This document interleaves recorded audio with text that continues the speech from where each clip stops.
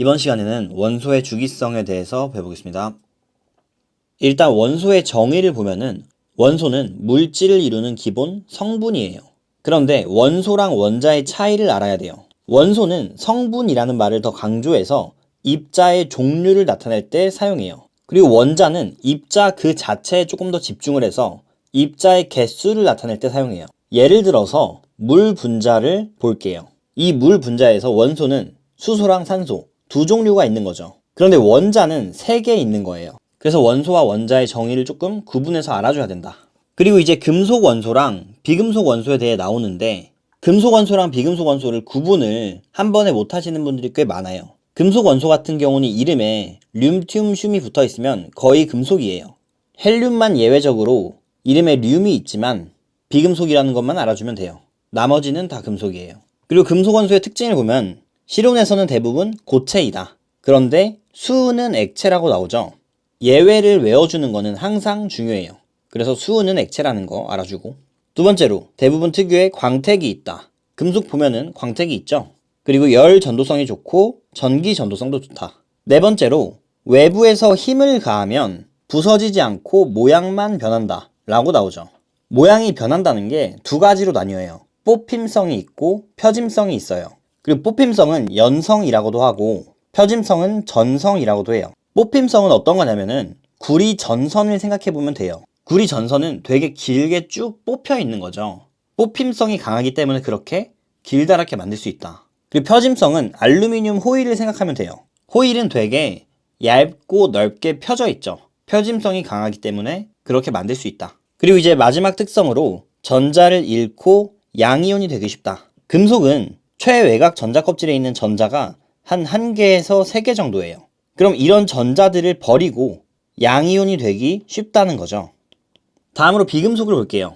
비금속은 실온에서 대부분 기체 또는 고체인데 여기도 예외적으로 브로민만 액체이다 라는 거 알아주시면 되고, 비금속은 광택 같은 거는 존재하지 않는다. 그리고 열전도성이랑 전기전도성도 안 좋죠. 근데 예외적으로 흑연은 열도 잘 통하고 전기도 잘 통해요. 비금속은 반대로 전자를 얻고서 음이온이 되기 쉽다. 전자를 1개, 2개, 3개 얻어서 이렇게 음이온이 되는 거죠. 다음 페이지로 넘어갈게요. 이제 주기율표를 볼 건데 주기율표에서 조기랑 주기가 있죠. 일단 주기는 전자 껍질 수를 의미해요. 1주기면 전자 껍질이 1개 있는 거고 2주기면 2개 있는 거고, 그리고 족은 최외곽 전자 수를 의미해요. 1족은 1개 있고 2족은 2개 있고, 그리고 옆으로 쭉 넘어가서 13족은 3개 있고 14족은 4개 있고 이런 식인 거죠. 그런데 여기서 헬륨만 예외예요. 헬륨은 18족인데 최외곽 전자가 2개밖에 없죠. 그리고 최외곽 전자 수는 결국 화학적 성질을 결정한다. 그리고 최외곽 전자랑 원자가 전자의 차이에 대해서도 알아야 돼요. 최외곽 전자는 말 그대로 최외곽 전자 껍질에 있는 전자예요. 그런데 원자가 전자는 반응에 참여할 수 있는 전자의 수예요. 이게 왜 다르냐면 18족 원소들은 이미 안정해서 반응을 아예 안 해요. 그럼 18족 같은 경우는 최외곽 전자가 헬륨은 2개, 그리고 네온 아르곤은 8개 이런 식으로 되는 건데 원자가 전자는 0개라는 거죠. 그래서 이런 게 조금 디테일의 차이가 있다. 그리고 추가적으로 옥텟 규칙에 대해서도 알아줘야 돼요. 옥텟 규칙은 최외곽 전자가 8개가 되면 안정해지는 규칙이에요. 그래서 18족 원소들은 옥텟 규칙을 만족하는데 예외적으로 헬륨은 얘를 만족을 못하죠. 그리고 왼쪽에 넘어와서 수소를 다시 볼게요. 수소는 주기율표의 왼쪽에 있는데 혼자 비금속이에요. 그래서 문제 풀 때 잠깐 혼동하면은 금속으로 생각해서 문제 풀 수 있으니까 조심하셔야 되고, 그리고 원자번호 35번에 있는 브로민, 비금속 중에 유일한 액체죠. 그래서 얘는 기억해줘야 되고, 마지막으로 중간에 있는 이 수은도 금속 중에 유일한 액체예요. 그래서 수은까지 생각해주면 된다. 기본적으로 원자번호는 20번까지만 잘 알아주면 돼요. 그리고 추가적으로 수은하고 브로민은 액체구나 정도만 알아주면 되는 거죠. 다음 페이지로 넘어갈게요. 그리고 이제 알칼리 금속을 볼 건데, 알칼리 금속은 주기율표 1쪽에서 수소를 제외한 금속 원소이다 라고 나오죠. 그래서 그냥 1족은 알칼리 금속이다 라고 외워버리면 안 된다는 거예요. 예시로는 리튬, 나트륨, 칼륨, 루비듐 같은 것들이 있고, 밑에 바로 특징을 보면은 실온에서 고체이고 은백색 광택을 띈다는 특징이 있어요. 그리고 두 번째로 다른 금속에 비해 밀도가 작다. 밀도가 작아서 칼로 쉽게 잘릴 정도로 물러요. 그래서 오른쪽 그림을 보면은 그냥 칼로 바로 잘라버리는 모습이 보이죠. 그리고 이 내부에는 은백색 광택이 보이고 있는 거죠.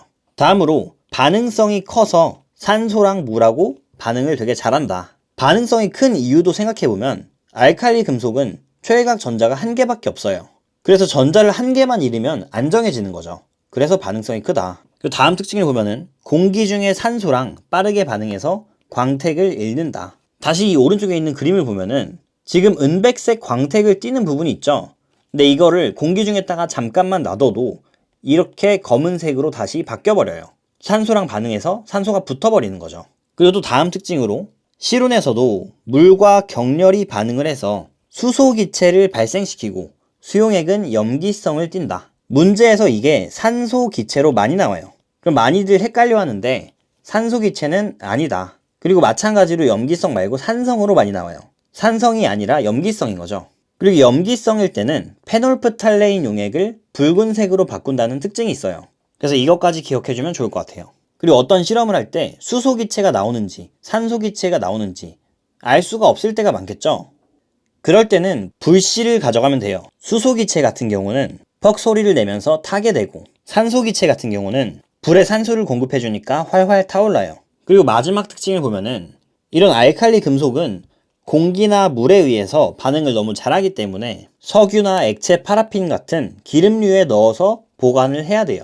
그리고 또 마지막으로 위의 그림에서 이런 알칼리 금속은 원자 번호가 커질수록 더 반응성이 커져요. 그리고 이제 다음 페이지로 넘어갈게요.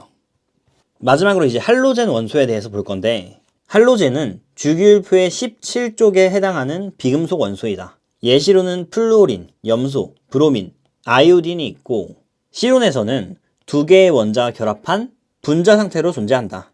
지금 보면 다들 원자 두 개가 합쳐져 있죠. 그래서 이런 상태를 이원자 분자라고도 해요. 그리고 특유의 색을 띈다는 특징이 있고 실온에서의 상태나 색깔 물어보는 거를 학생들이 보통 시험에서 많이 틀리니까 얘네들은 꼭 잘 외워줘야 돼요. 그리고 다음 특징을 보면은 반응성이 크다는 특징이 있는데 할로젠 원소도 마찬가지로 전자를 한 개만 얻으면 안정해져요. 그래서 반응성이 큰 거죠. 그래서 수소랑도 반응을 잘하고 알칼리 금속이랑도 반응을 잘한다. 그리고 마지막 두 개의 특징도 되게 중요한데 수소랑 반응하면 수소 화합물을 만들어내요. 수소 한 개랑 할로젠 한 개랑 붙는 거죠. 그래서 이런 식으로 만들어내고 이 화합물은 물에 녹아서 산성을 띈다는 특징이 있어요. 이거는 문제에서 물에 녹아서 염기성을 띈다고 많이 내요. 그러니까 조심해줘야 된다. 다음으로 알칼리 금속하고 격렬하게 반응한다. 알칼리 금속도 전자를 한 개만 잃으면 되는 애들이라서 서로서로 반응을 잘하는 거죠. 그리고 생성된 화합물은 물에 잘 녹는다 까지 알아주면 될 것 같아요. 그래서 오늘 수업은 여기까지고 영상이 유익하셨다면 구독 눌러주시고 좋아요 눌러주시면 감사하겠습니다.